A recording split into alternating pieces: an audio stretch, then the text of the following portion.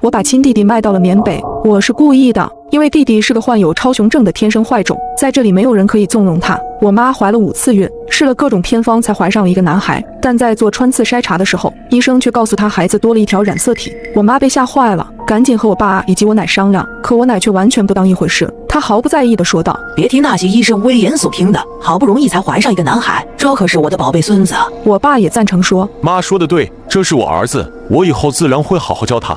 于是我的弟弟出生了。弟弟从小脾气暴躁，但凡我有一点不顺着他就过来打我。有一次他压在我身上，竟想用手去抠我的眼珠子，好在我妈听见了，连忙将弟弟拉开。小杰为什么要去弄姐姐的眼睛？姐姐眼睛好看，我想要挖出来玩。弟弟用一脸天真的语气说道。我被吓坏了，妈妈却一点也没生气，反而像是听到什么好玩的事情，哈哈大笑起来。我的乖儿子哟，你怎么这么可爱啊，真招人稀罕。从那之后，弟弟的行为越来越离谱，他不仅把邻居奶奶养的鸟拿来炖了，还亲自送给了他。邻居奶奶看见自己的爱鸟漂浮在锅里，一下子就被吓得心脏病发作。我们家赔了不少医药费，但却根本没有人指责弟弟，奶奶反而摸着弟弟的脑袋说道：隔壁那个老太太自己身体不好，非要讹到我们小杰头上。我实在忍不住了，奶奶，你这样会宠坏小杰的。这件事本来就是他做的不对，却不料一个玻璃杯子迎面砸到我头上，我发出一声惨叫，捂住受伤的额头，鲜血从我指缝间流下。弟弟却在那拍手叫好。谁让你说我的？他恶狠狠地瞪着我，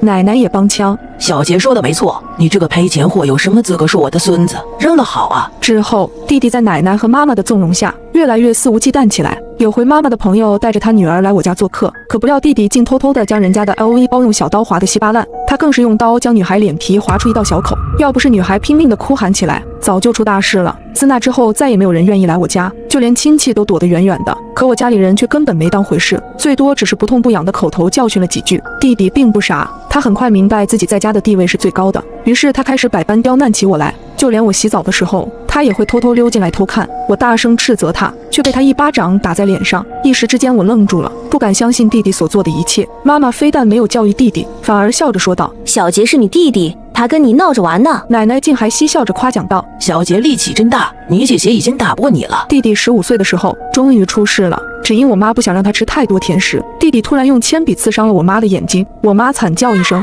我吓坏了，赶紧打电话叫救护车。可弟弟一脸阴郁地抢走了我手里的电话。叫救护车干嘛？谁让他不给我吃甜食的？活该！弟弟的眼神极为恐怖。当我妈被送到医院的时候，已经晚了。医生说眼球充血时间太长，左眼已经保不住了。爸爸知道此事后，他当场就给了弟弟几巴掌，打得弟弟哇哇大哭。奶奶哭着劝架：你打小杰干什么？小杰才多大啊，他懂什么？都怪你媳妇不好，吃点甜食怎么了？原本躺在病床上的妈妈竟然也护着弟弟。老公，别打了，小杰肯定不是故意的。我妈哭着挡在弟弟面前：对不起，对不起。弟弟被打怕了，哭着道歉，可我却分明看到他的眼神像是淬了毒一般，恶狠狠地盯着爸爸。我魂不守舍地离开病房，来到走廊。走廊里几个病人家属正在聊天。你们知道吗？最近可真要看好你们家孩子，我邻居家的一个男孩被拐到缅北去了，花了50万，结果人是要回来了，是装在行李箱里头回来的，忒吓人了。另外几人听后发出了倒吸冷气的声音，可我却猛地打了一个激灵，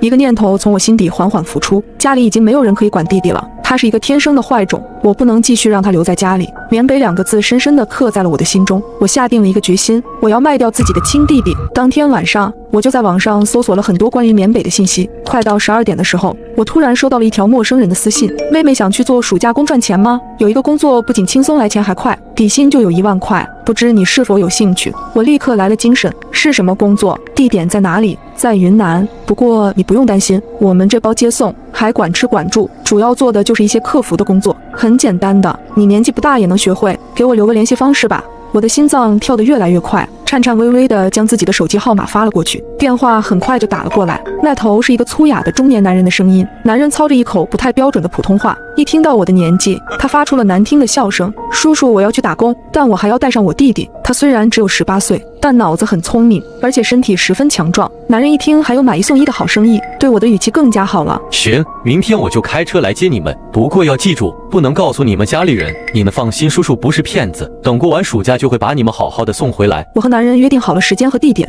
但心里却发起了愁，要怎么把弟弟骗过去呢？他警惕性非常的强，平日里更是不会轻易信我的话。第二天，爸爸开车送我和弟弟去医院看望妈妈，路上他反复叮嘱我要照看好弟弟，不要再让弟弟惹事。爸爸似乎把弟弟刺伤妈妈的责任都怪在我头上了，他认为是我没有看好弟弟。我一声不吭，因为我知道就算我做再多辩驳也没有用，这就是我的原生家庭，发烂发臭到骨子里。送下我们2人后，爸爸立刻返回了自己公司。妈妈的情况已经好转了不少，可她还不适应用一只眼睛看东西，脾气变得非常的暴躁。小象给我削个苹果。我应了一声，拿起苹果时却不小心弄掉在了地上，不料妈妈竟破口大骂起来：废物，拿苹果都拿不稳，生有什么用？妈妈似乎把一切坏情绪都发泄到了我身上，而弟弟不知道跑到哪里去了。我心里愈发急躁起来，我必须要在5点前把弟弟骗到车站。就在这个时候，我突然听到了楼下传来了弟弟的哀嚎声。我和妈妈赶紧来到楼下，一个身材强壮的男人红着眼睛，正死死地抓着弟弟的衣领，他表情极为愤怒，一脸想将我弟生吞活剥的样子。而一个孕妇痛苦地倒在地上呻吟，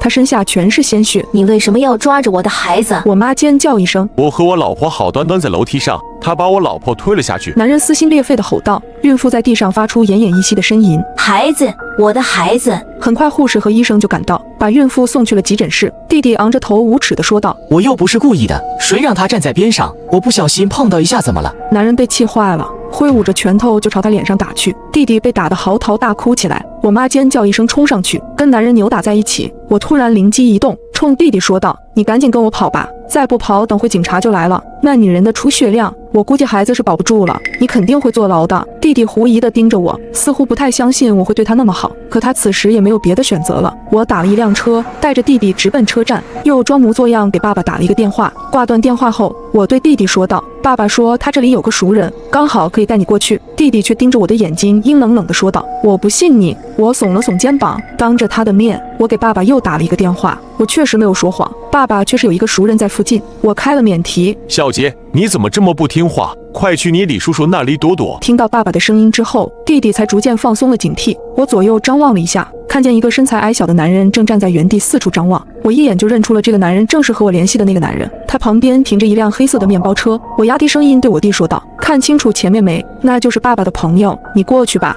快点。妈刚刚发信息跟我说，警察已经在调监控了。弟弟这才慌张地跑过去，眼看着弟弟离男人越来越近，我也给男人打了一个电话，叔叔，我弟已经到了，就那个穿着棕衣服长得高高的，你先送他过去吧。我妈住院了，我走不开，我就先不去了。我看着弟弟被男人带上了面包车，我的心里说不出是什么滋味。我慢悠悠地回到了医院，我妈已经鼻青脸肿地躺在病床上，一见到我，她立刻焦急地问道，你弟弟呢？他没事吧？我告诉妈妈，弟弟已经被爸爸的一个朋友接走避风头了。我妈这才放心下来。你弟肯定不是故意的，他从小就没受过这种委屈，不就是流掉了一个孩子吗？又不是不能生了。我妈越说越生气，她或许还不知道，她的宝贝儿子已经再也回不来了。就在当天晚上，我家炸了锅，因为爸爸的朋友并没有接到弟弟，弟弟就这样离奇失踪了。奶奶狠狠地扇了我一巴掌，你这个混账东西，你弟呢？我眼冒金星，脸上被打的地方很快红肿起来，可我就是咬紧牙关说我不知道。就在这个时候，我的手机突然响了，我接到了弟弟的电话。你个骗子，你骗我，你竟敢这样对我！电话里传来了弟弟撕心裂肺的喊声，可下一秒又发出凄厉的惨叫。快走！我听到了滋滋的电流声，电话戛然而止。很快我就收到了弟弟手机发来的短信，短信里是一条视频，弟弟灰头土脸，被人驱赶着往前走，可他哪受得了这种委屈，他阴狠地盯着旁边的男人。突然弟弟猛地窜起，一口咬在一个男人的脖子上，他用了狠劲，男人措手不及地被扑倒在地上。顷刻间，他从男人的脖子上咬下一块皮肉，弟弟咧嘴笑了，可还没等他笑太久，电击棒就打在了他的身上，他倒在地上被电得惨叫连连，不断抽搐了起来。短信里还有一句话，想要赎回他，交赎金500万。妈妈听到弟弟的惨叫声，连忙抢过我的手机。当她看完视频里的内容，双眼一翻，差点晕过去。奶奶踉跄了一下，屁股一下子就坐在地上，整个人瘫软无比。你弟怎么会被拐走了？你说话啊！我妈发了狠似的朝我扇耳光，我被打得嘴角流血，却依旧摇头说不知道。这时奶奶突然大吼一声，行了，现在救回小杰才是最重要的事情。他们3人脸色阴沉难看，一夜未睡，正在商量着如何救回弟弟。而这一晚我无人打扰，睡得格外安逸。第二天醒来后，我发现手机里又收到了一个视频，我点开，你们敢这样对我，你们给我等着！弟弟朝着周围怒吼着，他似乎想像在家里对待我们一样，想将那些人治得老老实实。可他忘了，这里已经没有对他百依百顺的奶奶和妈妈了。一个长得5大3粗的男人一脚就踹在弟弟胸口，弟弟重重地摔在了地上。他他咳嗽了几下，哇地吐出一口血沫和牙齿，他的眼里终于露出了恐惧。男人用力地踩在了弟弟的手上，然后碾压了几下。小兔崽子，到了这里还这么不老实的，你是第一个。弟弟的惨叫声震耳欲聋，连外头的我爸妈都听到了。他们冲了进来，抢过我的手机。看到视频里弟弟凄惨的模样，我妈眼泪狂流。怎么办？怎么办啊？奶奶气急攻心，竟双眼一闭，一下子晕了过去。但这时爸爸和妈妈都已经没空管他了，倒是我好心的将奶奶扶起，